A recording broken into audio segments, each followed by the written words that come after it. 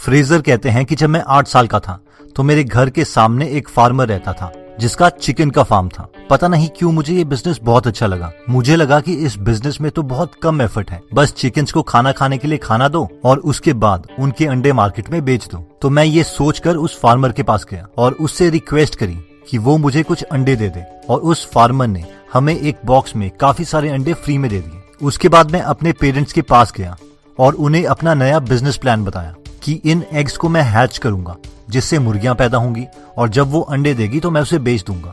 तो मेरे पेरेंट्स ने सोचा कि ये छोटा सा लड़का इन अंडों को कैसे हैच करेगा, और वो ये सोच के इस प्लान को एग्जीक्यूट करने के लिए राजी हो गए। मैंने उस अंडे के डब्बे को अपने टीवी के ऊपर रख दिया। उस वक्त के टीवी एक बड़े डब्बे के शेप में आते थे और वो गर्म रहते थे। थोड़े दिनों के बाद उन डब्बे में से 4 अंडे हैच हो गए और उनके लिए हमने अपने गार्डन में एक छोटा सा घर बना दिया। इन चारों को हमने नाम भी दिए। जब उन्होंने अंडे देना स्टार्ट कर दिया तो मैंने उन अंडों को अपने पड़ोसियों को सेल करना स्टार्ट कर दिया। लेकिन एक दिन जब मैं स्कूल से घर आया तो मुझे पता चला कि एक फॉक्स ने सारी मुर्गियों को खा लिया है। उस दिन मैं बहुत दुखी हुआ। ये मेरे बचपन का सबसे पहला बिजनेस था जिसे मैंने ऑलमोस्ट 0 इन्वेस्टमेंट से स्टार्ट किया था। इसके बाद भी मैंने कई बिजनेसेस स्टार्ट किए, लेकिन फिर मैंने एक फुल फ्लैज कंपनी खोली जिसे मैं आज भी चला रहा हूँ और जिसने मुझे मिलियनेयर बनाया था। एक बार मैं स्कूल की छुट्टियों पर अपनी ग्रैंडमदर से मिलने गांव गया था। वहाँ पर मैंने देखा कि मेरी ग्रैंडमदर हमेशा की तरह जैम बना रही थी। वो बहुत ही टेस्टी जैम बनाती थी। मुझे पता नहीं क्यों उस दिन जैम बहुत टेस्टी लगा और मैंने अपनी ग्रैंडमदर से कहा कि मुझे भी ये जैम बनाना सिखाओ। उस दिन हमने कई घंटों तक जैम बनाया और उसे जार्स में भर दिया। उसके बाद मैं भाग के सुपरमार्केट गया और फ्रूट्स लेके आया और खुद दोबारा से जैम बनाई। और इससे पहले कि जैम ठंडी भी हो, मैं उस जैम को अपने पड़ोसियों के पास लेके गया और उनसे पूछा कि उन्हें मेरी बनाई हुई जैम कैसी लगी। मेरे पड़ोसियों ने मुझे कहा कि उन्हें मेरी बनाई हुई जैम बहुत टेस्टी लगी है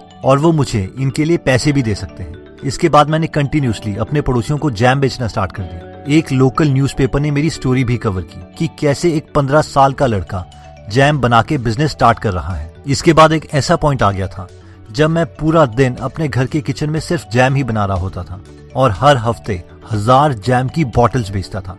लेकिन इससे मेरे घर वाले थोड़ा परेशान हो गए थे क्योंकि उन्हें अब किचन में खाना बनाने में भी प्रॉब्लम आ रही थी। इस वक्त मुझे लगा कि अब मुझे जैम को किसी फैक्ट्री में बनवाना चाहिए। इसके लिए पहले मैंने जैम के बारे में बहुत रिसर्च की और मुझे पता चला कि जैम की सेल्स हर साल कम हो रही है क्योंकि एक तो हर जैम में शुगर कंटेंट बहुत ज्यादा होता है और दूसरा लोगों को जैम में कुछ नया चाहिए था। मैंने बहुत सारी रेसिपीज ट्राई करी और फाइनली मुझे एक तरीका पता चल गया जिससे मैं एक बहुत ही टेस्टी जैम बिना चीनी के बना सकता था, यानी 100% फ्रूट्स की मदद से और बिना कोई प्रिजर्वेटिव के। फिर मैंने सोचा कि इस जैम को मैं सुपर मार्केट्स में बेचूंगा क्योंकि इन लोगों के पास बहुत से स्टोर्स होते हैं जिससे मेरी सेल्स बहुत ज्यादा इंक्रीज हो जाएगी। मैं एक वेटरोज नाम के सुपरमार्केट चेन के पास गया जो मेरे जैसे नए लोगों को अपने प्रोडक्ट्स बेचने का चांस देते थे। वो बहुत हैरान हुए कि ये टीनेजर जैम बेचना चाहता है।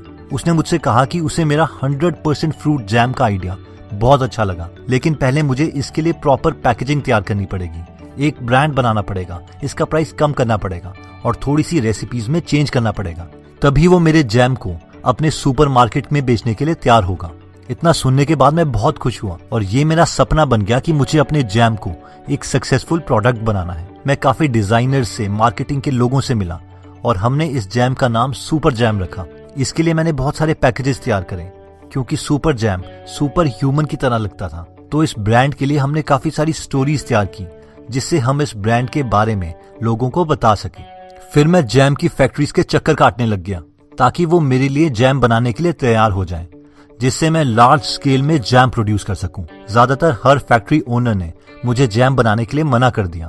किसी को मेरे प्रोडक्ट पर विश्वास नहीं था। कोई सोचता था कि मैं 17 साल का एक लड़का हूँ और मुझे बिजनेस के बारे में कुछ नहीं पता। लेकिन एक जैम ओनर मेरे आइडिया को ट्राई करने के लिए रेडी हो गया क्योंकि उनकी जैम की सेल्स कम हो रही थी और उनकी कई मशीन्स फ्री थी जिससे मेरी जैम रेसिपीज ट्राई की जा सके। अब जैसे ही मैं अपने नए बनाए हुए जैम्स का स्टॉक उस सुपरमार्केट वेटरोज में लेके गया तो उन्होंने मेरी हर चीज को मना कर दिया। उन्होंने कहा कि जिस फैक्ट्री से मैं जैम बनवा रहा हूँ वो बहुत कॉस्टली है जिसकी वजह से प्रॉफिट मार्जिन कम रहेगा। मेरी ब्रांडिंग का तरीका भी उन्हें पसंद नहीं आया, इवन कि उनको मेरी जैम का टेस्ट भी अच्छा नहीं लगा और इस चीज पर मैंने ऑलमोस्ट 1 साल वेस्ट कर दिया था।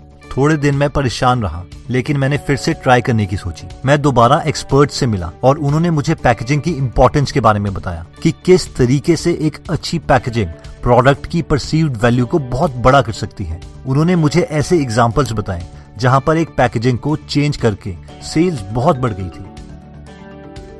फिर मुझे ब्रांड के बारे में पता चला कि ज्यादातर लोग ये गलती करते हैं कि वो अपने प्रोडक्ट के बारे में 10 रीजंस देना चाहते हैं जिसकी वजह से कस्टमर्स उनका प्रोडक्ट खरीदें। लेकिन बेटर ये है कि सबसे बेस्ट रीजन लो और सिर्फ वो ही एक रीजन बार बार अपने कस्टमर के सामने बोलो और यही रीजन आपके प्रोडक्ट में भी दिखना चाहिए। मुझे भी मेरी जैम का बेस्ट रीजन पता चल गया था और वो था 100% फ्रूट। That's it, 100% fruit. इसके अलावा मैंने अपने प्रोडक्ट में कुछ ऐड करने की कोशिश नहीं की। मैंने दोबारा से एक नए फैक्ट्री ओनर को ढूंढा और नया प्रोडक्ट ट्राई किया। मैं दोबारा सुपरमार्केट गया और उन्हें अपना प्रोडक्ट और उनकी कॉस्टिंग और मार्जिन्स के बारे में एक्सप्लेन किया। इस बार उन्हें मेरा प्रोडक्ट पसंद आ गया और हमने पहले ही दिन फैक्ट्री में 50,000 जार्स बनवाए। ये मेरी सक्सेस का दिन था। मेरे बारे में बहुत सारे न्यूज़पेपर्स ने स्टोरीज भी लिखी कि कैसे एक टीनेजर मिलियनेयर बन गया। मुझे और मेरी ग्रैंडमदर को प्रिंस चार्ल्स ने बकिंगम पैलेस में बुलाया और सुपर जैम को नेशनल म्यूजियम ऑफ स्कॉटलैंड में भी रखा गया। इसके बाद मैंने कई और नए बिजनेसेस खोले। मैंने एनवलप में कॉफी का बिजनेस खोला, मैंने बियर का सब्सक्रिप्शन बिजनेस खोला और मैंने ओट्स का बिजनेस भी खोला। मेरे बहुत सारे आइडियाज फेल भी हुए, लेकिन इनसे मैंने बहुत सारे लेसन सीखे जो मैं आपको आज बताना चाहता हूँ। तो सबसे पहला लेसन जो ऑथर बताते हैं वो है वॉन्टरप्रेन्योरशिप। ऑथर कहते हैं कि वॉन्टरप्रेन्योर्स वो लोग हैं जो लोग बिजनेस के बारे में बहुत स्टडी करते हैं। ये लोग बुक्स पढ़ते हैं, कॉन्फ्रेंसेस अटेंड करते हैं और बहुत रिसर्च करते हैं। इन्हें ये भी पता होता है कि इस हफ्ते कौन सा सबसे सक्सेसफुल बिजनेस आइडिया है, लेकिन ये लोग कुछ भी एग्जीक्यूट नहीं करते। इन्हें हमेशा ये लगता है कि अगर इन्होंने कुछ ट्राई किया और फिर वो चला नहीं तो क्या होगा। ऑथर ऐसे लोगों को वॉन्टरप्रेन्योर्स कहते हैं और बोलते हैं कि हमें अपने आइडियाज एग्जीक्यूट करने से नहीं डरना चाहिए। बहुत थोड़ी इन्वेस्टमेंट करते हुए अपने आइडियाज ट्राई करते रहने चाहिए। अगर हमारे 10 में से 9 आइडियाज भी फेल हो जाएं, तो वो 9 लेसन्स हमारे MBA डिग्री से बहुत वैल्यूएबल होंगे, जिसके लिए हमने ज्यादा पैसे खर्च किए होंगे। और जो 10वां आइडिया आपका सक्सेसफुल होगा वो बाकी 9 फेल्ड आइडियाज की कॉस्ट आसानी से कवर कर लेगा। नेक्स्ट लेसन कहता है tell everyone about your ideas. Author बोलते हैं कि मैक्सिमम लोग अपने आइडियाज कभी किसी को बताते ही नहीं। उन्हें लगता है कि उनका आइडिया बहुत ही यूनिक है और अगर उन्होंने ये किसी को बता दिया तो उनका आइडिया कॉपी हो जाएगा, जबकि 99% केसेस में बहुत ही कम लोगों के पास यूनिक आइडियाज होते हैं। और सक्सेस हमें आइडिया से नहीं मिलती, उसके एग्जीक्यूशन से मिलती है। अगर हम अपने आइडियाज लोगों के साथ शेयर करते हैं तो वो लोग हमें बता सकते हैं कि हमारे आइडिया में क्या मिसिंग है और क्या लूप होल्स हैं, जो कि हमारे लिए बहुत हेल्पफुल रहते हैं। नेक्स्ट लेसन कहता है कि be optimistic and pessimistic. Author कहते हैं कि जो भी बिजनेस आइडिया हमारे पास है उसे हमें दोनों तरीके से वैलिडेट करना चाहिए। यानी ये भी सोचो कि अगर आइडिया चल गया तो क्या करेंगे, और अगर जो हमने सोचा था वो नहीं हुआ तो हम क्या करेंगे। ये थिंकिंग मेथड हमें ज्यादा क्रिएटिव बनाता है। नेक्स्ट लेसन कहते हैं be willing to try, start at small level to validate the idea. Author कहते हैं कि हमेशा लो इन्वेस्टमेंट से ही ट्राई करना चाहिए, इवन जब हमारे पास बहुत सारे पैसे हों। इससे होता यह है कि हम जल्दी बता सकते हैं कि जिस आइडिया को हम सोच रहे थे कि वो अच्छा है, क्या मार्केट को भी वो एक्चुअल में आइडिया अच्छा लगा। इसलिए लो इन्वेस्टमेंट से ही मार्केट के मूड को जानना चाहिए और धीरे धीरे अपना बिजनेस एक्सपैंड करना चाहिए। आइडियाज टेस्ट करने से डरे नहीं, इसे एक ट्यूशन फीस की तरह लें। वैसे भी तो हम कोचिंग में, क्लासेस में पैसे इन्वेस्ट करते ही हैं। नेक्स्ट लेसन कहता है कि यूज इंटरनेट। ऑथर कहते हैं कि इंटरनेट के आने के बाद बिजनेस को करना एक्चुअल में बहुत आसान हो गया है। पहले एक टीम मेंबर ढूंढने के लिए महीने लग जाते थे, लेकिन आजकल हम 2 दिन के अंदर एक टीम मेंबर ढूंढ सकते हैं। ऑथर ने 48 घंटे यानी सिर्फ 2 दिन के अंदर एक आइडिया को एग्जीक्यूट किया और उसे बिजनेस में कन्वर्ट कर दिया, और ये था उनका ओट्स का बिजनेस। और ये सब उन्होंने एक नॉर्मल शॉपिफाई की वेबसाइट खोल के किया। इसलिए जितनी जल्दी हो सके इंटरनेट पर अपना बिजनेस लाने की कोशिश करें।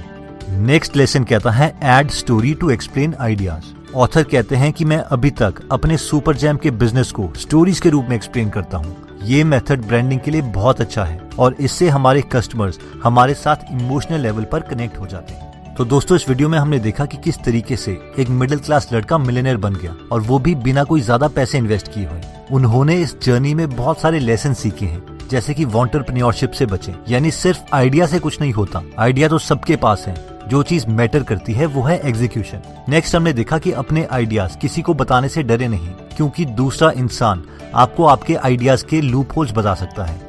नेक्स्ट हमने देखा कि अपने बिजनेस को ऑप्टिमिस्टिक और पेसिमिस्टिक दोनों तरीके से सोचें। इसके बाद हमने देखा था कि बिजनेस को लो इन्वेस्टमेंट से ही स्टार्ट करना चाहिए, ताकि हम ये देख सकें कि मार्केट को हमारे आइडियाज पसंद है भी या नहीं।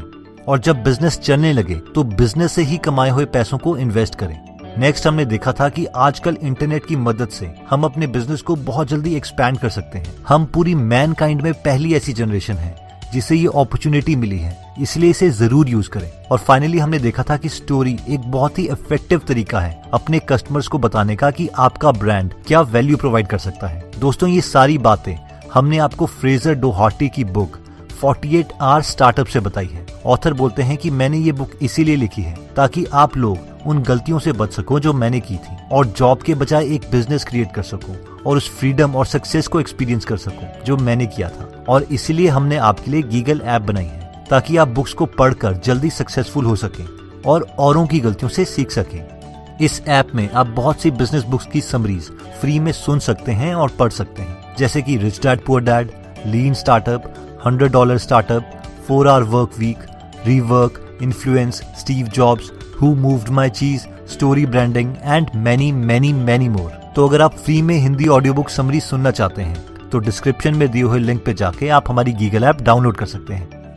दोस्तों, इस बुक में और भी काफी इंटरेस्टिंग टिप्स दिए गए हैं। अगर आप ये पूरी बुक पढ़ना चाहते हैं तो डिस्क्रिप्शन में दिए हुए लिंक पे जाके आप ये बुक खरीद सकते हैं। आप 2 फुल बुक्स को भी फ्री में सुन सकते हैं, जिसके लिए मैंने लिंक डिस्क्रिप्शन में दे दिया है। दोस्तों, कमेंट सेक्शन में आप बता सकते हैं कि आप नेक्स्ट वीडियो किस टॉपिक पर चाहते हैं, ताकि हमें भी फीडबैक मिले और उसी टॉपिक्स को हम कवर करें। इस चैनल को जरूर सब्सक्राइब कर लीजिए और बेल का बटन दबा दीजिए ताकि आप ऐसी नॉलेजेबल वीडियोस कभी मिस ना करें। और इस वीडियो को लाइक जरूर कीजिएगा ताकि हमारा कॉन्फिडेंस बढ़े।